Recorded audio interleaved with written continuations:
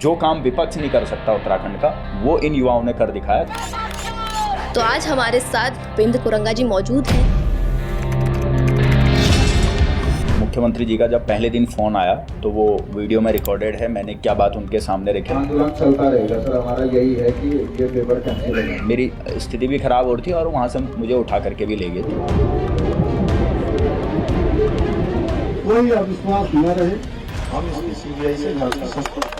उत्तराखंड का सबसे बड़ा सच क्या है जो कोई बोलने की हिम्मत नहीं करता है? आज भी उत्तराखंड के गांव मूलभूत सुविधाओं से वंचित हैं। जो 70 विधायक हैं, अगर वो एकमत होकर कह दें कि अब हम सदन में तभी आएंगे जब गैरसैंण राजधानी होगी। अगर कुमाऊं क्षेत्र का कोई नेता बन जाता है तो फिर वो हल्द्वानी में ज़मीन खरीद लेता है। गढ़वाल क्षेत्र का कोई नेता बन जाता है तो फिर वो देहरादून में ज़मीन खरीद लेता है। युवाओं की सबसे बड़ी गलती जागरूकता की कमी है। सड़क, संचार, शिक्षा, स्वास्थ्य, बिजली, पानी। प्रदेश की स्थायी राजधानी मुद्दा है, भू कानून, सशक्त भू कानून मुद्दा है, मूल निवास मुद्दा है। तो मुद्दे ही मुद्दे हैं। कभी धमकियां मिली है?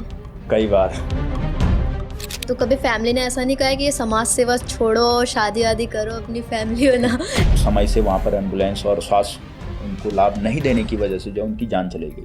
हर एक नेता को इस बात की होड़ मची हुई है अपनी उपलब्धियां गिनाने की। हम बाद में, पहले राष्ट्र, समाज, हमारा देश पहले। हमारे उत्तराखंड के राज्य आंदोलनकारियों का और जो शहीद हैं उनके सपनों का उत्तराखंड हम बनाएंगे।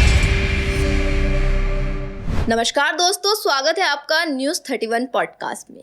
यूके पेपर लीक के समय पे एक नाम काफ़ी ज़्यादा चर्चाओं में था, वो था भूपेंद्र कुरंगा जी का। और सिर्फ यूके पेपर ही नहीं, काफ़ी ज़्यादा आंदोलन और हड़ताल में ये काफ़ी ज़्यादा प्रसिद्ध रहे हैं, इनकी भागीदारी बढ़ चढ़ के रही है। तो आज हमारे साथ जो है उत्तराखंड स्वाभिमान मोर्चा के प्रदेश उपाध्यक्ष भूपेंद्र कुरंगा जी मौजूद हैं। ये पूर्व कुमाऊं संयोजक उत्तराखंड बेरोजगार संघ के मेंबर भी रह चुके हैं। तो सर, बहुत बहुत स्वागत है आपका न्यूज़ 31 पॉडकास्ट में। बहुत बहुत धन्यवाद आपका। तो सर, शुरुआत यहीं से करते हैं कि उत्तराखंड बेरोजगार संघ और उत्तराखंड स्वाभिमान मोर्चा, ये दोनों कैसे अलग अलग काम करते हैं, कैसे अलग हैं, और जब एक पहले से था तो उत्तराखंड स्वाभिमान मोर्चा बनाने की ज़रूरत क्या पड़ी? देखिए, उत्तराखंड बेरोजगार संघ बनाने के पीछे जो सबसे बड़ा कारण था वो ये था कि जो लगातार इतने वर्षों में हमेशा से परीक्षाएं जो होती थी वो ठीक तरीके से आयोगों के माध्यम से नहीं हो पाती थी। पारदर्शी सिस्टम कहीं ना कहीं आयोग नहीं दे पा रहा था और कई बार पेपर लीक जैसे मामले और समय से पेपर ना होना, भर्ती कैलेंडर समय से जारी ना होना, तो ये तमाम चीज़ें थी। तो इन सभी चीज़ों को लेकर के जो तैयारी कर रहे हुए बच्चे थे उन सब के साथ में बैठ करके एक मन बनाया गया कि क्यों ना एक ऐसा संगठन बनाया जाए। और फिर कई जो अभ्यर्थी हैं वो आयोग से संवाद नहीं कर पाते थे, तो उनकी बात को आयोग तक ले जाना, सरकार तक पहुंचाना, तो इसीलिए उत्तराखंड बेरोजगार संघ का जो है गठन किया गया। और उसके बाद से आपने देखा होगा कि उत्तराखंड बेरोजगार संघ लगातार हर भर्ती के वक्त पे जो भी चीज़ें रहती हैं, अगर मान लो, तो उन सारी चीज़ों को लेकर के आवाज़ उठाता है, चाहे सड़कों से उतरने से लेकर के, आंदोलन करने से लेकर के हो, चाहे मुख्यमंत्री आवास कूच हो या फिर सचिवालय कूच हो, तो हर तरीके से जो है उत्तराखंड बेरोजगार संघ जो है एक्टिव रहता है। और 2022 में जो प्रकरण हुआ और उससे पहले भी लगातार जो बॉबी पवार जी हमारे जो अध्यक्ष थे उनके नेतृत्व में हर बार जो है उत्तराखंड बेरोजगार संघ ने उत्तराखंड के अभ्यर्थियों की लड़ाई लड़ने का जो है काम किया। और इसी का ये परिणाम रहा कि 2022 में जब एक बड़ा भर्ती घोटाला हुआ तो हाकम सिंह जेल गया, उसके लगभग 100 से अधिक सहयोगी जेल गए और धामी सरकार को नकल विरोधी कानून भी जो है रातों रात लाना पड़ा। और उसके बाद जो आपका जो सवाल था कि जब उत्तराखंड बेरोजगार संघ एक संगठन था आपके पास में, तो स्वाभिमान मोर्चा बनाने की क्यों आवश्यकता पड़ी? तो जब ये सारे प्रकरण हुए, तो जब लोकसभा का चुनाव हुआ तो उस वक्त कई युवाओं ने, उनके अभिभावकों ने और जो उत्तराखंड राज्य आंदोलनकारी थे उन्होंने, उन सब ने एक सुझाव बॉबी पवार जी जो बेरोजगार संघ के उस वक्त अध्यक्ष थे उनके सामने रखा कि आपको जो है लोकसभा का चुनाव लड़ना चाहिए।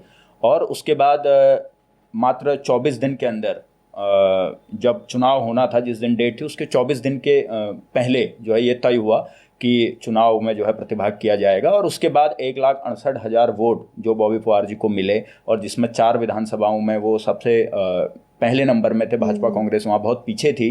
तो उसके बाद कहीं ना कहीं प्रदेश के लोगों को ये लगा, और जो हमारे उत्तराखंड के जो राज्य आंदोलनकारी हैं और एक्स सर्विस मैन हैं और यहाँ के युवा हैं, उन सब को ये लगा कि कहीं ना कहीं उत्तराखंड में एक नए पॉलिटिकल विंग की आवश्यकता है, एक नए पॉलिटिकल विकल्प की जो है ज़रूरत है। तो इसी चीज़ों को मद्देनज़र रखते हुए, इन चीज़ों को ध्यान में रखते हुए तब जा करके उत्तराखंड स्वाभिमान मोर्चा का जो है गठित किया गया। जी, जैसे आपने हाकम सिंह का जिक्र किया, हाकम सिंह जब गिरफ्तार हुआ तो आपको नहीं लगता अगर उस समय सही से पूछताछ हुई होती तो और भी कई नाम के खुलासे हो सकते थे? क्योंकि अभी फिर से नकल विरोधी कानून लागू हुआ, उसके बावजूद जो है पेपर लीक हो जाता है, 15-15 लाख में पेपर बिकते हैं।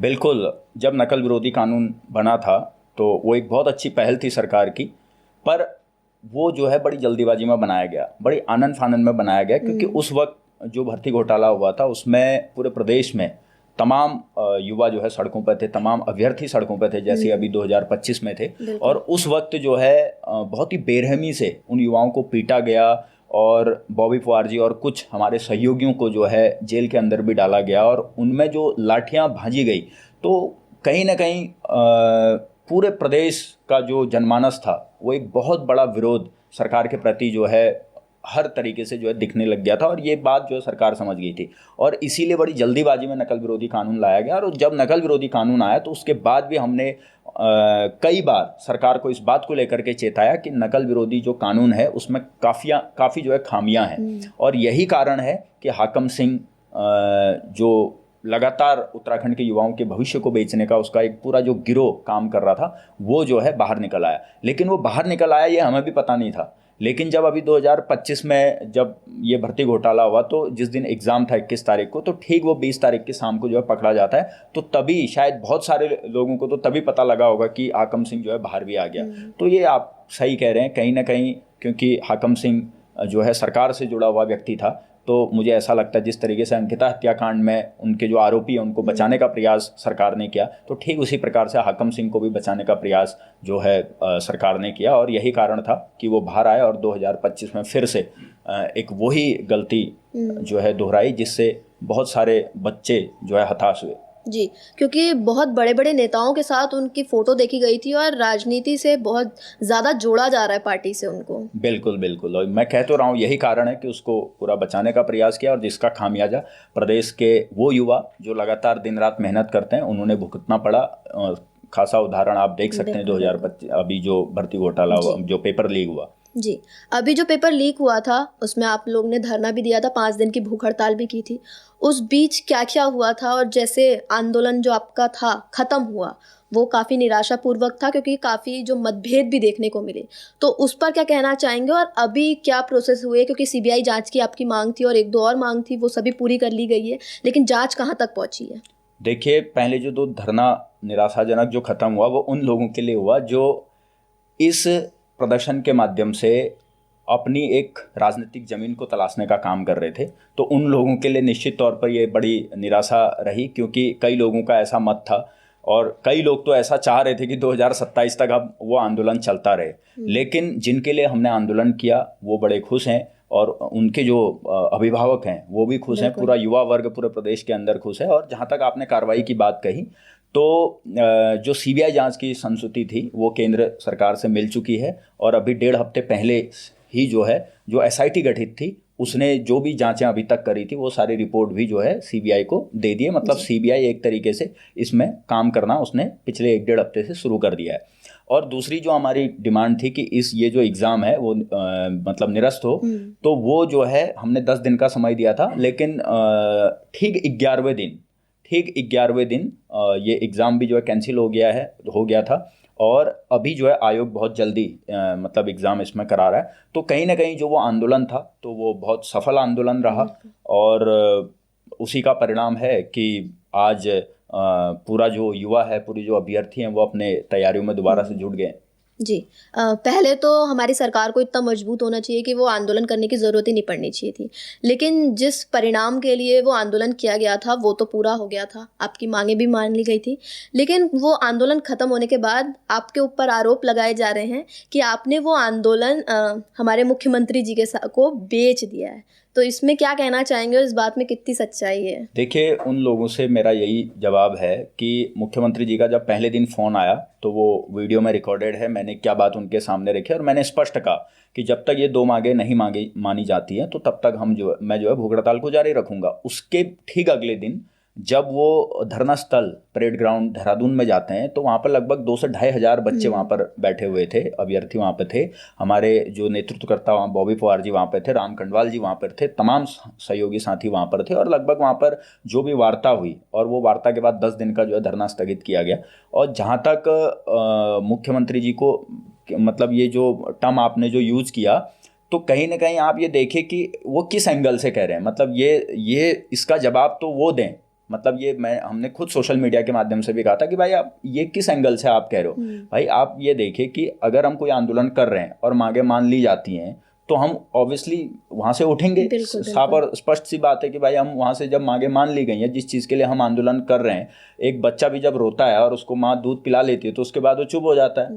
तो बस वही वहाँ पे भी चीज़ें थी। तो इस तरीके से कहना कहीं ना कहीं ये मतलब ये उन लोगों को नहीं पच रहा है जो ये चाह रहे थे कि 2027 में क्योंकि चुनाव होने हैं तो तब तक ये आंदोलन चलता रहे। उन्हें ये दिखा कि जो काम विपक्ष नहीं कर सकता उत्तराखंड का, वो इन युवाओं ने कर दिखाया। तो इसीलिए इस तरीके की बातें वो लोग कर रहे हैं। जी, एक आरोप आपके ऊपर ये भी लग रहा है कि आप जो है वो धरना था, वो धरना छोड़ के भाग गए थे और आपने मतलब जैसे एक प्रोटोकॉल होता है धरना खत्म करने का कि स्थल पे ही करते हैं, वो आपने प्रोटोकॉल फॉलो नहीं किया। तो बल आज तक आपका धरना जो है वो चल ही रहा है, क्योंकि हम अब पॉडकास्ट भी ले रहे हैं तो वहाँ भी ऐसी बातचीत सुनने को मिली, हमने इंटरव्यूज़ भी लिए तो यही बातचीत सुनने को मिली। तो क्या कहना चाहेंगे इस पर? नहीं, देखिए, जिस दिन वो धरना शुरू हुआ था, मैंने भूख हड़ताल में जब वहाँ पर बैठा था तो वहाँ पर कई लोग माला लेकर के भी आए, लेकिन मैंने वो माला नहीं डाली क्योंकि वो कोई एक इवेंट नहीं था। वो साफ और स्पष्ट ये था कि हमने जो है कुछ भी करके युवाओं के साथ में जो भी छल हुआ है, जो भी कुठाराघात युवाओं पे किया गया है, भाई उसका हमको जवाब चाहिए और उस पर कार्रवाई हो।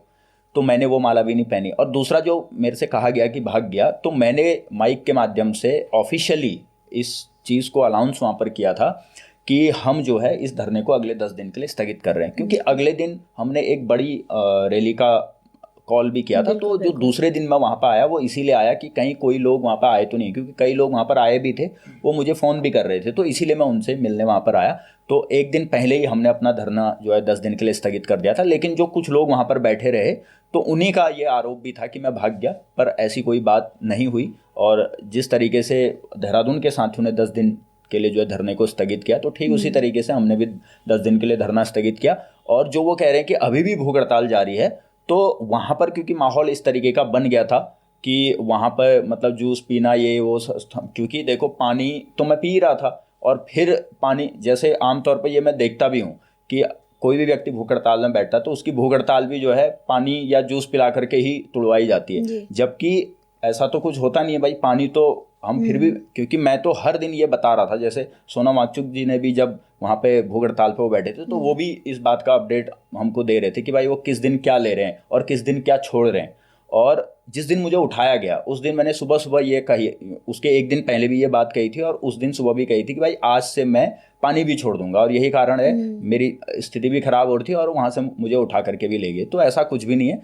वो जो धरना था वो युवाओं की मांग को पूरा करवाने के लिए था। जो उनके साथ में गलत हुआ था वो सरकार को वो चीज़ रियलाइज़ करा करके उसमें एक्शन लेने के डिमांड को लेकर के वो धरना था, वो कोई इवेंट नहीं था। तो इसीलिए इस तरीके की बातें करना मेरे हिसाब से फिजूल की ही बातें होंगी, क्योंकि जिनके लिए हमने वो धरना प्रदर्शन किया था वो अपने वो इस बात को मान रहे हैं कि वास्तव में उनकी जीत हुई है। इस मुद्दे पे एक और सवाल करूंगी मैं, फिर इस मुद्दे को ख़त्म करते हैं। एक आरोप आपके ऊपर ये भी लग रहा है कि आप सुबह 5 बजे धरना स्थल से कहीं जाते थे और उसके बाद 10 बजे आते थे, जबकि धरना स्थल पे अगर आपने धरना दे रखा है, भूख हड़ताल कर रखी है, तो आपको पूरा समय वहाँ पे होना चाहिए। एक आरोप ये भी लग रहा है, तो इसके बारे में क्या कहेंगे? देखिए, आप मेरा अगर सोशल मीडिया देखेंगे और मैं आपको अपनी गैलरी में भी दिखा सकता हूँ, जो लोग कह रहे हैं कि सुबह 5 बजे वो चला जाता था, मैं खुद 6:30 से 7 बजे उठता था, क्योंकि रात को कई सारे लोग मुझे मतलब 12-1 बजे जी, तक और भी आप लोगों से जैसे मिलना आप होता उठते था। थे आप लाइव भी आते थे। हाँ, मैं लाइव भी आता था, मैं फ़ोटो क्लिक करता था, मैं हर दिन की अपडेट देता था, क्योंकि क्योंकि काफ़ी सारे लोग उस चीज़ को देखते थे, क्योंकि हर कोई अपडेट लेना चाह रहा था, तो इसीलिए मैं उस चीज़ को देता था। और जिस दिन लास्ट दिन ये रहा कि जिन लोगों ने मुझ पर आरोप लगाए, तो वो 7, 7:30, 8 बजे के करीब धरना स्थल में आए। तो उस टाइम पर आपने देखा होगा कि वहाँ पे एक शौचालय बना हुआ है, तो मैं वहाँ पर नहाने के लिए और फ्रेश होने के लिए जब मैं वहाँ पर गया था तो उन्होंने मुझे काफ़ी कॉलें भी करी हैं, क्योंकि मेरा फ़ोन तो वहीं पे था। तो जब मैं वहाँ से आता हूँ तो वो फ़ोन कॉल्स भी जो है अभी भी मेरे फ़ोन पे हैं। तो इसीलिए उन्होंने, मतलब वही है कि एक आरोप प्रत्यारोप, कोई भी काम हम करते हैं तो लगते रहते हैं, उसी का मैं हिस्सा मान के, और इन चीज़ों से मैं बहुत ज़्यादा विचलित भी नहीं होता हूँ और कोई दिक्कत नहीं, कहने वालों को कहते रहने दीजिए। बिल्कुल। पर जो मोटिव हमारा वहाँ पर बैठने का था वो पूरा हुआ, इस बात की हमें खुशी है। जी, जिस मोटिव के साथ आप बैठे थे वो सफलतापूर्वक संपन्न हुआ। बिल्कुल बिल्कुल। छात्रों की मांग जो है वो पूरी हुई। बिल्कुल बिल्कुल। तो अब इस चीज़ से हटके मैं ये सवाल करूंगी कि आप जैसे क्रांतिकारी बन चुके हैं, तो इतनी कम उम्र में जो आप ये समाज सेवा कर रहे हैं, कहाँ से प्रेरणा मिली और कहाँ से शुरुआत हुई?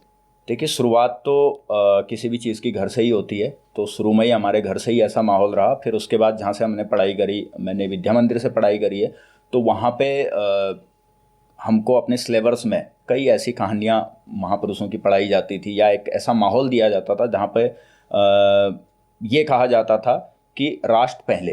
तो हमेशा से एक दिमाग के अंदर ये थॉट था हमारा कि हम बाद में, पहले राष्ट्र, समाज, हमारा देश पहले। तो इसी चीज़ को लेकर के, और उसके बाद स्कूल टाइम में मैंने स्काउट भी ज्वाइन जब करा, तो स्काउट के कई सारे कैंप लगे, तो वहाँ पर भी कई सारी चीज़ें बताई जाती थी। तो स्कूल टाइम से ही इस तरीके का एक माहौल मिला। और क्योंकि मैंने बागेश्वर से पढ़ाई करी है और मेरा जो कमरा था वो डिस्ट्रिक्ट हॉस्पिटल के जस्ट बगल में था, तो जब हम वहाँ से आते जाते थे ट्यूशन वगैरह या फिर स्कूल वगैरह, तो हमको रास्ते में कई इस तरीके की चीज़ें भी दिखती थी। तो कई बार जैसे हॉस्पिटल लोगों को ले जाना या वहाँ पर लोगों की मदद करना, तो इस तरीके से मतलब चीज़ें चलते रहती थी। तो उसके बाद जब मैंने 12th किया तो उसके बाद मैं कई सामाजिक, धार्मिक और सांस्कृतिक तमाम कार्यक्रमों से जुड़ा रहा।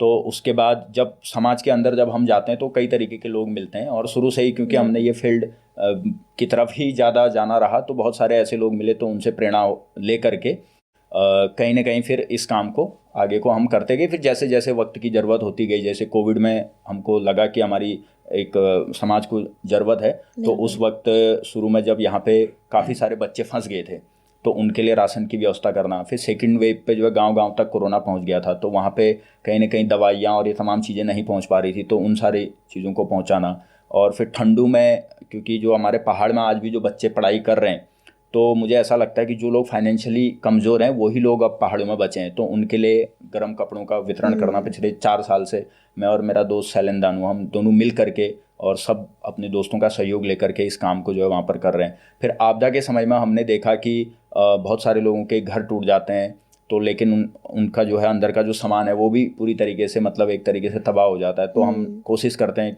कोशिश हमने करी पिछले 1-2 सालों से कि उनको हम राहत के रूप में जो है चीज़ें दे पाएँ। और एक गांव तो ऐसा था जहाँ पर 3 के 3 परिवार जो है एक ही साथ तबाह हो गए, तो उस घर में लगभग 4 बच्चे थे, तो हमने कहा कि हम आपकी फ़ीस का जो है जिम्मा उठाएंगे।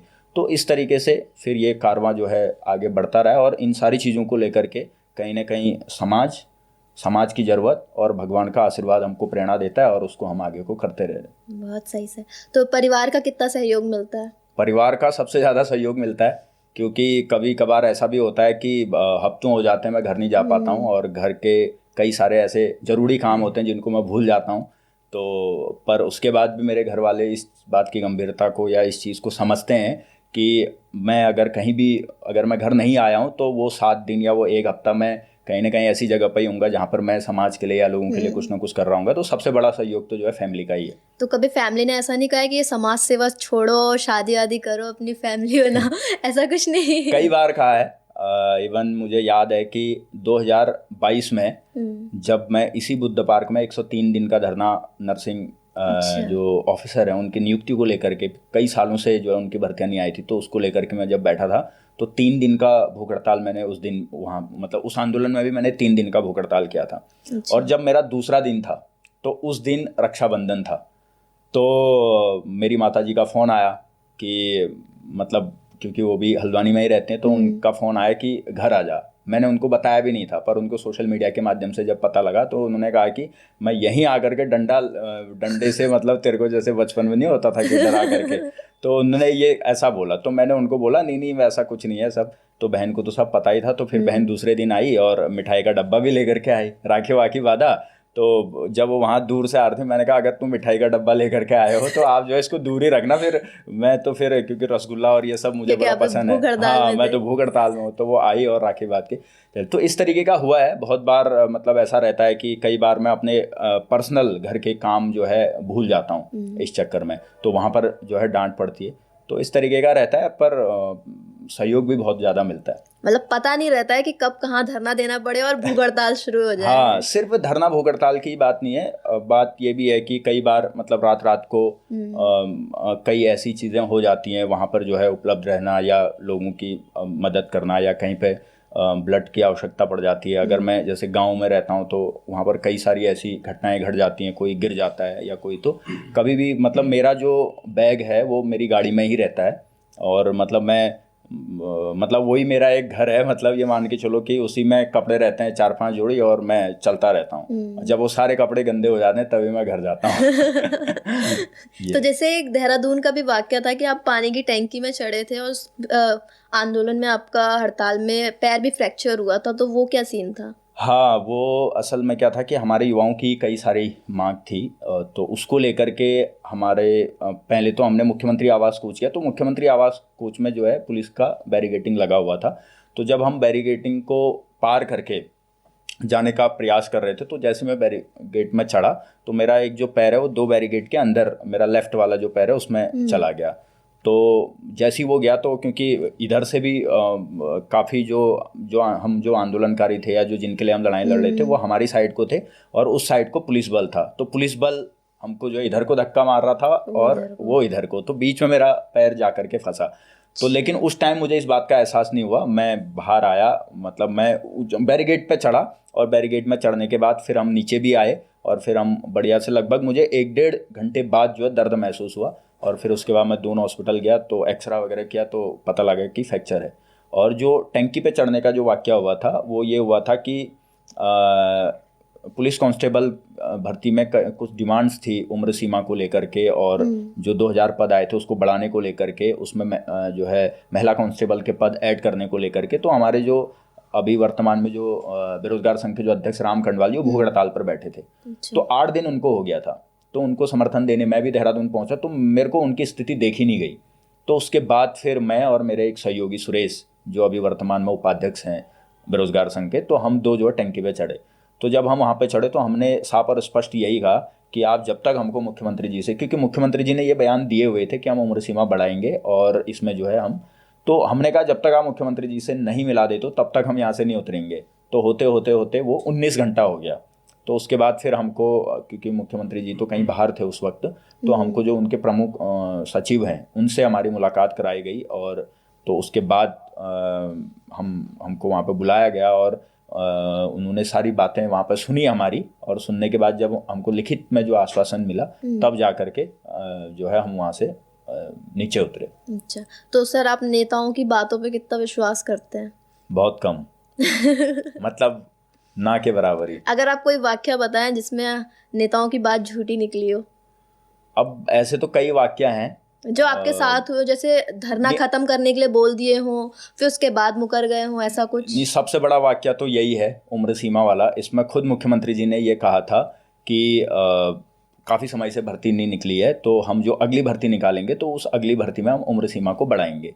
हालांकि उम्र सीमा कोर्ट जा करके बढ़ी, और इस चक्कर में जो पुरानी भर्ती थी वो भी हो गई। अब जो उम्र सीमा बढ़ाना चाह रहे थे वो कोर्ट चले गए। इस चक्कर में जो पुराने भर्ती जिन्होंने दिए उनका भी जो है रिजल्ट नहीं मिल पा रहा है। अच्छा। मतलब वो भी जो है उनका रिजल्ट भी लटका हुआ है, तो उनके भी हमको फ़ोन आते हैं। और जो उम्र सीमा बढ़ाने वाले बच्चे थे उनके भी, तो कहीं ना कहीं मतलब ये इसका समाधान उस वक्त हो सकता था, लेकिन जो सूबे के मुख्यमंत्री जी हैं उन्होंने ही मतलब एक ऐसा झूठ बोला कि जिस वजह से ये बड़ा कन्फ्यूजन की स्थिति आज हो गई है। और जो तैयारी करने वाले बच्चे हैं उन्हीं में 2 धड़ बन चुके हैं, क्योंकि एक ने तो परीक्षाएं दे दी है और उनका रिजल्ट अटका हुआ है, और दूसरे वो लोग जो उम्र सीमा चाह रहे हैं कि वो बढ़े। अच्छा। हालांकि कोर्ट के माध्यम से 25 कर दी है 22 से, लेकिन पर वही है कि आपने युवाओं को तो आपस में जो है लड़ाई लिया, तो ये है। पर ये है कि जो अभी वाला जो प्रकरण हुआ उसमें जो मुख्यमंत्री जी ने कहा, हालांकि उन्होंने 10 दिन कहा था लेकिन 11वें दिन काम हुआ और सीबीआई जांच, तो इसमें कहीं ना कहीं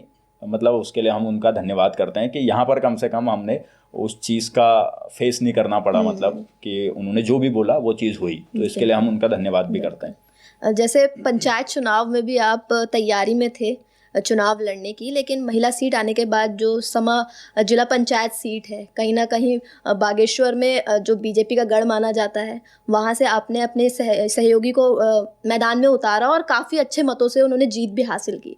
तो ये निर्दलीय उतारने के बाद जो इतनी अच्छी जीत मिली, क्या कहना चाहेंगे इस पर और कैसे इसको मुकम्मल किया? देखिए, इसमें तो मैं यही कहना चाहूँगा कि जनता चाह रही थी वहाँ पे कि नया विकल्प, जैसे लोकसभा चुनाव में मैंने आपको बताया इससे पहले, तो ठीक उसी तरीके से वहाँ पे भी चाह रही थी। और हमारी जो जिला पंचायत है वो पिथौरागढ़ से जुड़ा हुआ है, मतलब एक बॉर्डर है हमारा। और दूसरा, हमारे जिला पंचायत का ही नामती चेटाबगड़ गांव है, जहाँ से पूर्व के राज्यपाल और पूर्व के मुख्यमंत्री भगत सिंह कोश्यारी जी हैं। और हमारी जिला पंचायत एक ऐसी जिला पंचायत है जहाँ से इससे पहले जिला पंचायत के अध्यक्ष और उपाध्यक्ष रहे हैं, तो वो एक बड़ा मजबूत गढ़ भाजपा का जो है माना जाता है। और इससे पहले वहाँ पे मतलब हमसे पहले वहाँ पे जो है कांग्रेस के जिला पंचायत के सदस्य थे, जो पहली बार वहाँ पे मतलब कांग्रेस के। अच्छा। तो वहाँ के लोग कहीं ना कहीं बदलाव चाहते थे, एक नया नेतृत्व चाहते थे, और यही कारण है कि उन्होंने हमको चुना। और दूसरा, क्योंकि वो मेरा गृह क्षेत्र है, तो मैं वहाँ पर हमेशा से मैंने लोगों की सेवा के लिए वहाँ पर दिन नहीं देखा, रात नहीं देखा।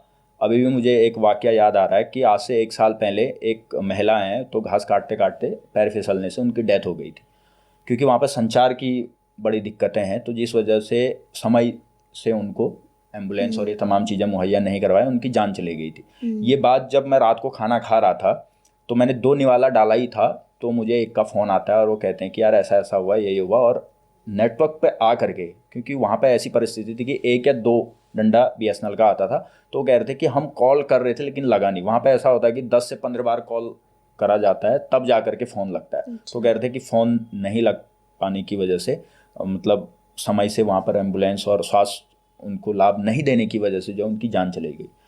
और वो दूसरा निवाला खा करके, तीसरा मैं खा ही रहा था, मैंने उसको नीचे रखा और उसके बाद में जो है चला गया। और रात के 2-2:30 बजे मैं उनके घर पहुँचा, और जब मैं पहुंचा फिर जो भी चीज़ें हो सकती थी वो हमने वहाँ पर करा, और उसके बाद क्योंकि उनकी जान तो चली गई थी। पर ये वाक़या लगभग 2 साल पुराना था। और जब अभी चुनाव में, क्योंकि वो गांव भी हमारी जिला पंचायत में आता है, तो उसके अगल बगल के 4-5 गाँव में इस बात को लोग कह रहे थे कि यार रात के 2 बजे भी जो है ये व्यक्ति लोगों के दुख में शामिल होने के लिए आता है, तो ऐसे व्यक्ति को जो है हम जो है प्रतिनिधि बनाएंगे, मतलब इस तरीके की बातें वहाँ पर आ रही थी। और एक वाकया था कि एक आपदाग्रस्त गांव था जहाँ पर लगभग 12 से 13 घर आपदा में टूट गए थे, लेकिन प्रशासन ने उनकी गलत रिपोर्ट बनाई। तो मैंने वो जो गलत रिपोर्ट की कॉपी थी वो तहसीलदार जो है कपकोट के, उनके सामने फाड़ी, और मैंने कहा कि दोबारा से इस रिपोर्ट को बनाओ। तो उस बात को लेकर के भी चुनाव में बड़ी चर्चा हुई कि गलत रिपोर्ट लिखने पर, बनाने पर जो है एक बड़े अधिकारी के सामने जो है पर्चा फाड़े, उसमें मुझे मुकदमा भी हुआ। तो ये तमाम जो चीज़ें थी, मेरा हमेशा से लोगों के प्रति मतलब बिना किसी नफ़ा नुकसान को देख करके किसी भी हद तक चले जाना, ये चीज़ लोगों ने कहीं ना कहीं देखी। वो सेवा भाव मेरे अंदर देखा, जो हमारी कैंडिडेट थी विजया कोरंगा जी के अंदर देखा। तो यही कारण था कि वहाँ के लोगों ने भाजपा कांग्रेस को पीछे रख के हमको एक बहुत बड़े मत 1522 वोटों से हमको वहाँ पे जिताने का काम किया। तो इसका पूरा जो क्रेडिट जाता है वो हमारी देवतुल्य जनता को जाता है, क्योंकि उन्होंने बड़ी जागरूकता के साथ और हमारे अंदर वो चीज़ देखी, तो इसीलिए जनता का ही क्रेडिट है इसमें। बिल्कुल। तो सर, आपके क्षेत्र में कोई खास मेले भी आयोजित किए जाते हैं? हाँ, हमारे वहाँ पे जो है उत्तरायणी का मेला होता है, और इसके अलावा फिर बसंत महोत्सव जब मैंने 2015 में 12th किया तो 2016 से उसकी शुरुआत हमने करी। और फिर इधर हल्द्वानी में भी हम लोग बिंदुकत्ता शांतिपुरी नंबर 2 में भी दानपुर महोत्सव कराते हैं, क्योंकि हमारा जो बागेश्वर जो है उसको दानपुर कहते हैं, दानपुर क्षेत्र कहते हैं। तो दानपुर क्षेत्र के बहुत सारे लोग यहाँ माइग्रेट करके आ चुके हैं, तो उन सब के साथ मिल करके हम लोग दानपुर महोत्सव भी कराते हैं। तो वही हमारा मतलब यही प्रयास है कि जो चीज़ विलुप्त होती जा रही है, जो हमारा कल्चर विलुप्त होता जा रहा है, तो उसको लेकर के मतलब जो हमारी भावी पीढ़ी उसको भूलते जा रहे हैं, तो उसको लेकर के कहीं ना कहीं उनके अंदर भी जागरूकता लाई जाए और वो भी हमारे जो कल्चर है उसकी गंभीरता को समझे और वो चीज़ अपनाए अपने अंदर। तो इस उद्देश्य को लेकर के हम लोग ये आयोजन कराते हैं। बिल्कुल। जैसे सर समाज सेवा तो आप करते हैं, लेकिन उसके अलावा आपकी जैसे अगर हॉबी की बात करूँ तो और हॉबी क्या क्या है आपकी? देखिए मेरी हॉबी तो सिंगिंग थी। अच्छा। पर मैं गाता भी था और या हाँ मतलब अभी भी मैं पर मेरे साथ बड़ी एक दिक्कत है कि वो जो लिरिक्स है ना वो मुझे याद नहीं हो पाते हैं। वरना मैं भी कहने वाली थी कि 2-3 लाइन हो जाती तो वो मुझे पता ही था, इसीलिए मैंने ये बात बोल दी है ना। और मैं गाता था और मैं लाइव शोज भी करता था, मैं आपको अच्छा। बताऊं। और क्लास 10th के जब एग्ज़ाम हुए, मुझे आज भी याद है, मैंने इंडियन आइडल का ऑडिशन भी दिया था। पहले ऑनलाइन दिया, फिर मैंने दिल्ली में ऑफलाइन भी दिया। तो मुझे बड़ा शौक था मतलब गाने का। और इसके अलावा मुझे मेरी जो हॉबी है कि लोगों से कनेक्ट होना, मतलब जितने नए लोगों से हम मिल सकते हैं। और अब जब हम जनसेवा के अंदर आ गए तो पिछले कई सालों से जिस दिन लोगों के लिए मैं कुछ नहीं कर पाता हूँ तो उस दिन बड़ी बेचैनी सी हो जाती है। तो एक हॉबी में अब ये भी है कि चाहे कुछ भी हो जाए, चाहे मतलब कोई लोगों के लिए मतलब ब्लड की व्यवस्था ही हो जाए या मतलब कुछ भी, मतलब जब तक मतलब हर दिन लोगों के लिए कुछ न कुछ एक काम नहीं हो जाता है तब तक मतलब एक बड़ी बेचैनी सी होती है। तो अब हॉबी में ये भी बन गया है कि हर दिन कुछ ना कुछ मतलब इस समाज के लिए करा जाए। जी, आपने इंडियन आइडल बोल के क्यूरियोसिटी बढ़ा दी। अगर 1-2 लाइन हो जाती तो काफ़ी अच्छा लगता। मैं अभी लास्ट में गाऊंगा, तब तक मैं तब तो मैं सोच लेता हूँ कि मैं कौन सा गाना गाऊंगा। ओके, ठीक है। तो जैसे आपके हिसाब से उत्तराखंड का सबसे बड़ा सच क्या है जो कोई बोलने की हिम्मत नहीं करता है? देखिए उत्तराखंड का बड़ा सच ये है कि आज भी उत्तराखंड के गांव मूलभूत सुविधाओं से वंचित हैं और ये कहने की हिम्मत किसी भी नेता में नहीं है। वो इसलिए क्योंकि हर एक नेता को इस बात की होड़ मची हुई है अपनी उपलब्धियां गिनाने की। और उत्तराखंड में भाजपा और कांग्रेस दोनों की सरकार रही है। भाजपा कांग्रेस के नेताओं के अलावा जो हमारे क्षेत्रीय दल के जो नेता हैं, सिर्फ उनमें ये हिम्मत बची है कि वो उत्तराखंड की हकीकत को चाहे सोशल मीडिया के माध्यम से या आंदोलनों के माध्यम से बयां कर पाए। तो सबसे बड़ा सच तो यही है कि आज भी उत्तराखंड के सभी गांव, कुछ गांवों की बात नहीं कर रहा हूँ, सभी गांव मूलभूत सुविधाओं से वंचित है। सड़क, संचार, शिक्षा, स्वास्थ्य, बिजली, पानी। तो ये बहुत बड़ा दुर्भाग्य है। जी। जैसे आपने ये सारे मुख्य जो समस्याएं हैं मतलब ये उनका हमारे जिक्र जीवन से किया। जुड़ा हुआ है। बिल्कुल। अगर हमारे फ़ोन में 10 मिनट के लिए नेटवर्क चला जाए हम बेचैन हो जाएंगे। लेकिन आज बहुत सारे ऐसे गांव हैं जिस गांव में कई सारे पेरेंट्स अपने बच्चों से जो नौकरी करने बाहर हैं उनसे 10-10 दिनों तक बात नहीं कर पाते हैं। स्वास्थ्य की अगर मैं बात करूं तो आज अगर हमको सरदर्द भी होता है ना तो हम आसपास दुकान ढूंढते हैं सरदर्द की दवाई लेने के लिए।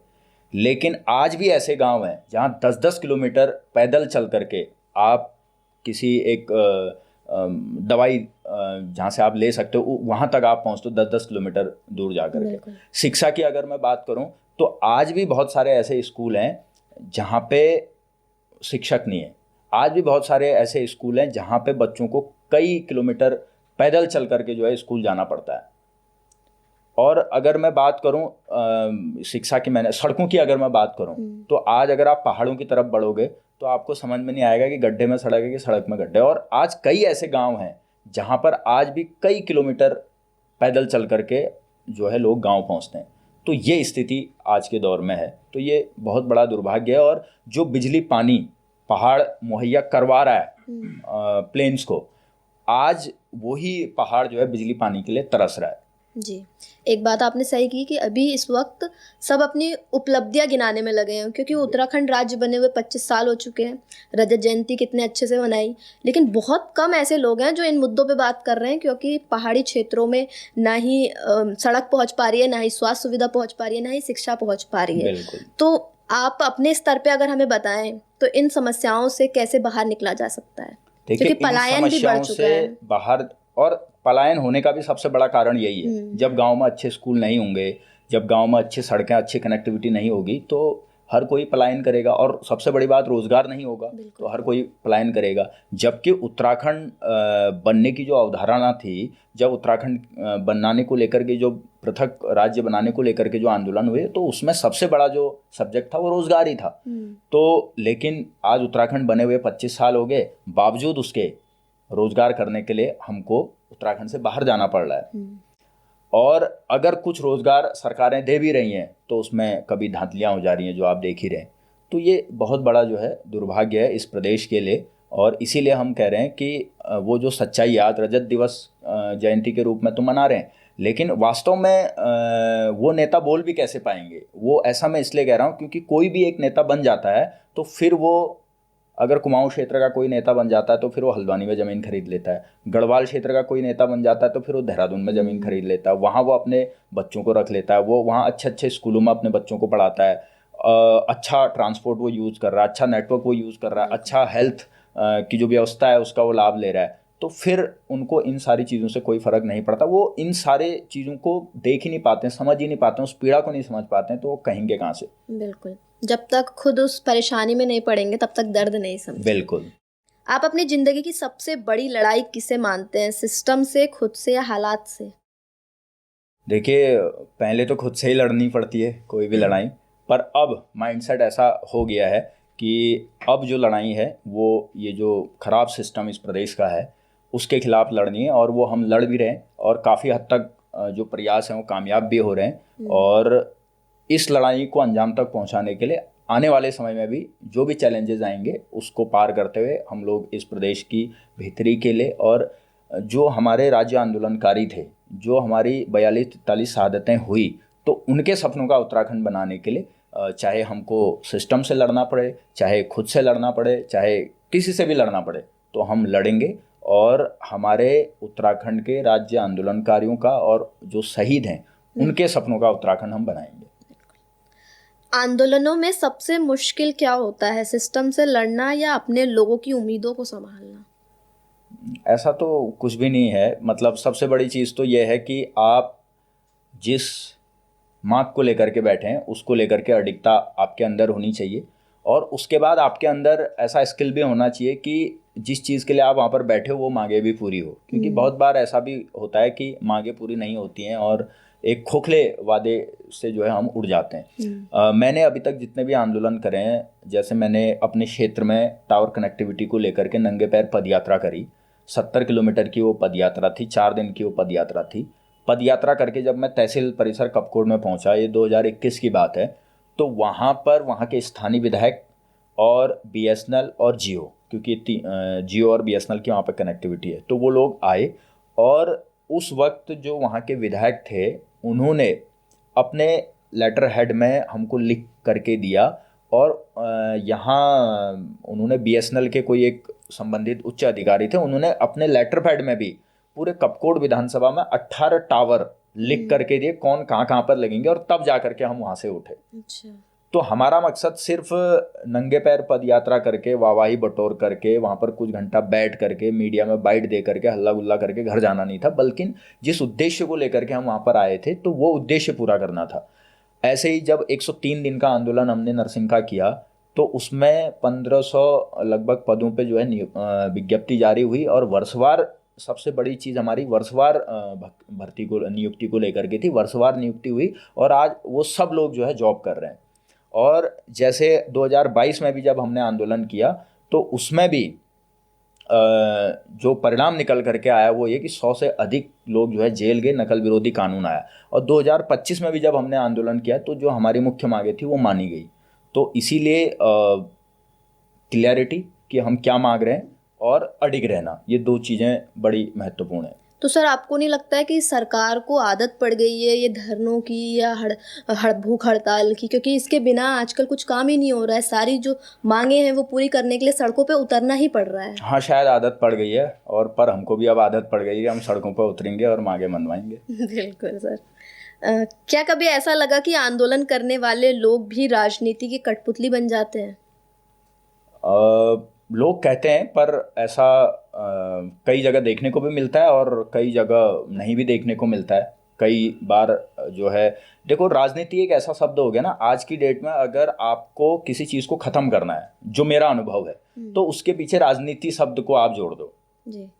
मतलब ये घर पे भी होता है, अगर मान लो आप घर पे 4-5 लोग हो और आप उसमें से बहुत ज़्यादा बोलने वाले हो, तो आपकी मम्मी या पापा कह देंगे कि चुप रहे, तू बहुत राजनीति कर रहा है। तो कहने का मतलब ना कि वो एक राजनीति शब्द ऐसा चिपका दिया जाता है कि मतलब ऐसा लगता है, मतलब उस चीज़ों को ख़त्म करने के लिए, पर ऐसा है नहीं। मतलब राजनीति मेरे हिसाब से कोई बहुत बुरी चीज़ नहीं है, जबकि सब कुछ तो राजनीति से ही ऑपरेट हो रहा है ना। जो ये राजनीतिक लोग हैं वही तो सब कुछ ऑपरेट कर रहे हैं। आज एक माचिस के डब्बे का या इस पानी की बोतल का कितना मूल्य होना चाहिए, वो भी राजनीति पे ही निर्भर करता है। मेरे गांव में क्या योजना आएंगी, क्या नहीं आएंगी, कैसी व्यवस्थाएं आज मेरे गांव के अंदर या मेरे कॉलेज के अंदर या कहीं पर भी होंगी, सब कुछ सरकार या तय कर रही है। और सरकारें कब बन रही है, जब राजनीति में कोई व्यक्ति प्रवेश कर रहा है। तो इसीलिए ये राजनीति शब्द हर जगह इसलिए मुझे लगता है कि जोड़ा। अब ये एक मतलब ये वो बन गया है, मतलब ना कि मतलब राजनीति शब्द जोड़ दो और इस चीज़ को ख़त्म करो। तो ऐसा माइंडसेट नहीं होना चाहिए कहीं पर भी। कभी धमकियाँ मिली हैं? कई बार। तो क्या रिएक्शन रहता है पहला?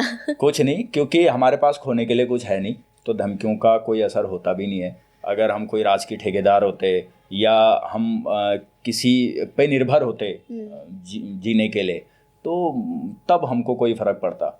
तो इसलिए कोई फ़र्क हमें नहीं पड़ा है, क्योंकि हमारे पास खोने को नहीं है, जो है पाने को है। क्योंकि अक्सर ऐसा होता है, अगर आप किसी के लिए खड़े हो रहे हैं तो जो अपोजिशन होगा वो पक्का कुछ ना कुछ तो करेगा। बिल्कुल, बोलते हैं, कहते हैं, पर हमें इस बात का जो है आज तक फ़र्क नहीं पड़ रहा है और आगे भी नहीं पड़ेगा। बिल्कुल। उत्तराखंड को 2030 में किस रूप में दिखना चाहिए और किस रूप में दिखने का खतरा नज़र आ रहा है? देखिए, दिखना तो ये चाहिए कि सारे गांव आबाद होने चाहिए, और हर गांव में बागवानी होनी चाहिए, हर गांव में खेतीबाड़ी होनी चाहिए, और हर गांव का युवा जो है, जो बाहर है, वो वापस आना चाहिए। वो खेतीबाड़ी बागवानी जो मैं कह रहा हूँ, अभी पर्यटन में बहुत अच्छा स्कोप हमारे प्रदेश के अंदर है, होम स्टे हैं, ये तमाम चीज़ें वो डेवलप करे। अब ये तभी हो पाएगा जब सरकारें इस पर सहयोग करेंगे, और सरकारें ऐसी स्कीम ला भी रही हैं, पर हमारे युवा को इसके प्रति जो है जागरूक होना पड़ेगा। और जो हमारी मूलभूत सुविधाएं हैं, शिक्षा, स्वास्थ्य, संचार, सड़क, बिजली, पानी और रोज़गार, ये तमाम चीज़ें इस उत्तराखंड में ही मिले, ताकि लोग पलायन ना करें। ऐसा हम चाहते हैं उत्तराखंड। लेकिन जिस तरीके से चीज़ें हो रही हैं, उससे हमको ऐसा लगता है कि वो दिन दूर नहीं जब इस उत्तराखंड का मुख्यमंत्री भी उत्तराखंड का नहीं होगा। क्योंकि ऋषिकेश में हमने एक बहुत बड़ा उदाहरण देखा, वहाँ पे जो अभी मेयर हैं वो खुद बिहार मूल से हैं।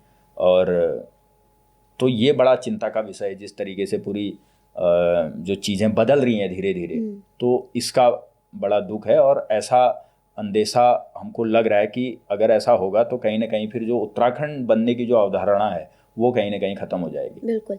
जैसे अभी गैरसैंण का काफ़ी मुद्दा जो है चल रहा है कि गैरसैंण को राजधानी बना देनी चाहिए, लेकिन जो देहरादून टेम्परेरी राजधानी बनाई गई थी, अब वहाँ से जो राजधानी शिफ्ट नहीं हो पा रही है, तो आप इसका क्या मुख्य कारण मानते हैं? मुख्य कारण तो वही लोग हैं जो 70 विधायक हैं। अगर वो एकमत होके कह दें कि अब हम सदन में तभी आएंगे जब गैरसैंण राजधानी होगी, जबकि वहाँ तो सब कुछ बना हुआ है, तो फिर किस मुख्यमंत्री की वो नहीं है कि वो जो है वहाँ पे परमानेंट के लिए राजधानी बना दें। पर यही लोग नहीं चाह रहे हैं, क्योंकि इन सब लोगों ने जो है देहरादून में अपनी ज़मीनें खरीदे हुए हैं, देहरादून में अपने बच्चों को पढ़ा रहे हैं, तो इसी वजह से ये खुद ही कंफर्ट जोन में अभी हैं। तो इसीलिए ये गैरसैंण की चढ़ाई नहीं चढ़ना चाहते हैं। तो इसका जिम्मेदार कहीं ना कहीं जो विधानसभा के अंदर 2001 से लेकर के अभी तक 70 के 70 विधायक जो बैठे रहते हैं, और जो इस प्रदेश के मुख्यमंत्री जो तमाम अलग अलग कई बार अलग अलग मुख्यमंत्री, तो वो सब लोग इसके जिम्मेदार हैं। बिल्कुल, क्योंकि अब तक तो जो टेम्परेरी राजधानी थी वो परमानेंट गैरसैंण बन जानी चाहिए, जैसे पहले से तय था, लेकिन ये हो नहीं पा रहा है। बिल्कुल बिल्कुल। क्या आपको कभी लगा है कि आपकी आवाज़ दबाई जा रही है? ऐसा तो नहीं लगा,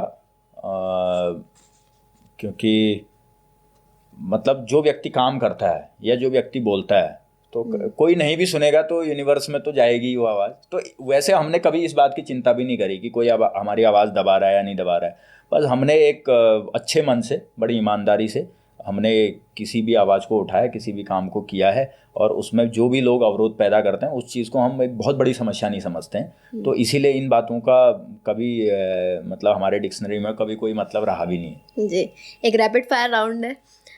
भूख हड़ताल या सड़क पर संघर्ष, कौन से ज़्यादा कठिन है? भूख हड़ताल। युवाओं की सबसे बड़ी गलती? जागरूकता की कमी है। ओके, आपकी ताकत गुस्सा या धैर्य? मेरी ताकत धैर्य। उत्तराखंड का असली मुद्दा?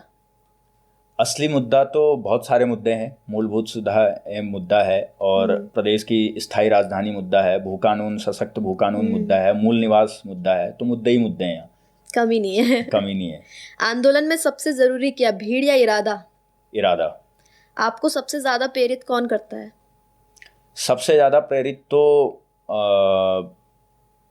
जो करंट सिचुएशन होती है ना, वो ही करती है। अच्छा। हाँ, मैं ये कहूँ कि ये करते हैं वो खाली सब झूठ है।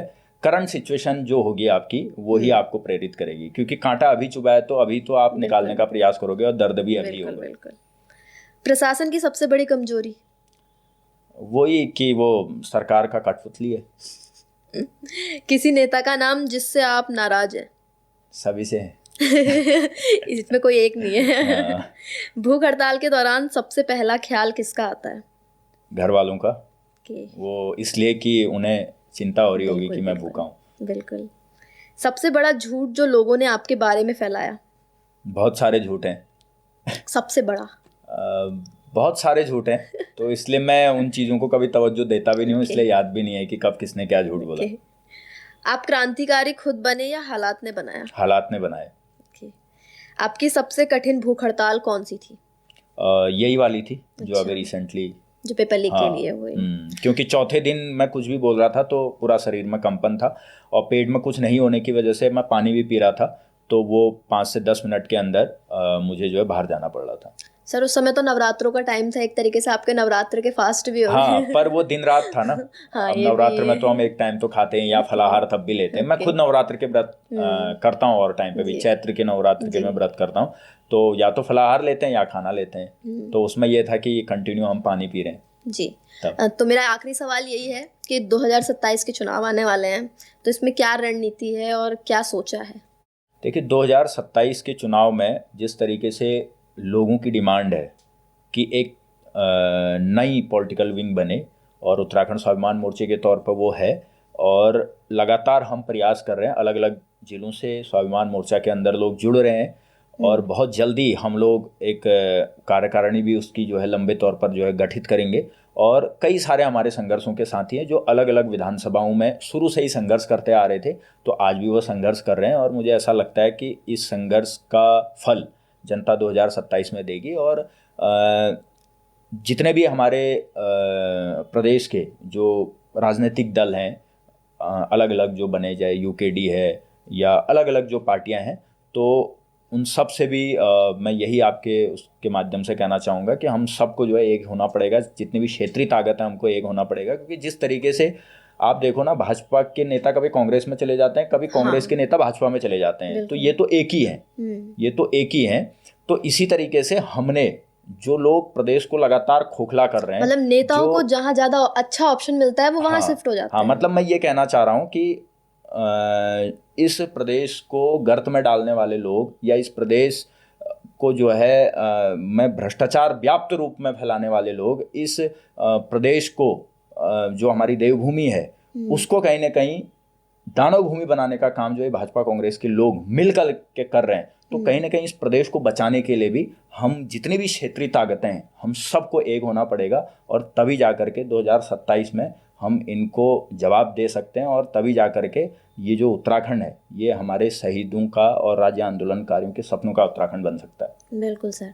तो अभी मेरे को आपका एक वादा याद है कि आप एंड में एक गाना गाने वाले थे। चलो मैं आपको एक भजन जो है सुनाता हूँ कृष्ण भगवान का। श्याम तेरी बंसी पुकारे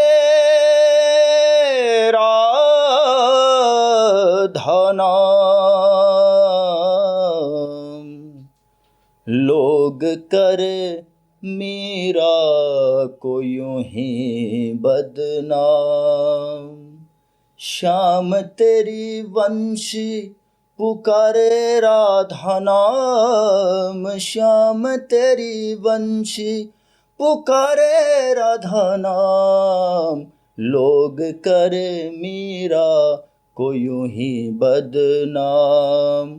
बहुत बढ़िया सर। तो सिंगिंग छोड़ी क्यों फिर आपने? नहीं, वैसे छोड़ी नहीं है, मैं अक्सर सा गुनगुनाता आपने रहता बोला हूँ। था ना मैं था सिंगर था तब। नहीं मतलब मेरे को मतलब आज भी संगीत बड़ा पसंद है। मैं कभी भी कहीं भी जाता हूँ तो मतलब मैं संगीत या तो गाते हुए जाता हूँ या सुनते हुए जाता हूँ, और जब मैं सुन भी रहा हूँगा तो मैं गाता रहता हूँ। और मतलब मैं अगर बहुत लंबा सफ़र भी कर रहा होता हूँ, अगर मुझे अकेले कभी बागेश्वर से हल्द्वानी आना होता है तो मैं गाड़ी में कभी भी मतलब म्यूज़िक, अगर अकेले तो मैं कभी भी म्यूज़िक नहीं बजाता, मैं गा गा के ही पहुँच जाता हूँ यहाँ तक। ओके। तो मतलब वो है हॉबी में, और वैसे भी हर एक चीज़ संगीत है, मैं तो ये मानता हूँ। बिल्कुल सर। तो ये चीज़ें हैं। तो सर बहुत बहुत धन्यवाद हमारे इस पॉडकास्ट में आने के बहुत लिए। बहुत धन्यवाद। तो ये थे हमारे साथ भूपेंद्र कोरंगा जी। आपने हमारी सारी बातचीत सुनी, इन्होंने कैसे जो उत्तराखंड स्वाभिमान मोर्चा बनाया है और जो उत्तराखंड बेरोजगार संघ बनाया है तो वो किस मुद्दे पे बनाया था और क्यों बनाया गया था, ये सारी बातें बताई। और रही बात सारे आंदोलनों की, तो हड़तालों की क्यों ज़रूरत पड़ती है और कैसे उस पर काम किया जाता है, ये बातें की। तो मिलते हैं अगले नए पॉडकास्ट में नए मेहमान के साथ, तब तक के लिए धन्यवाद।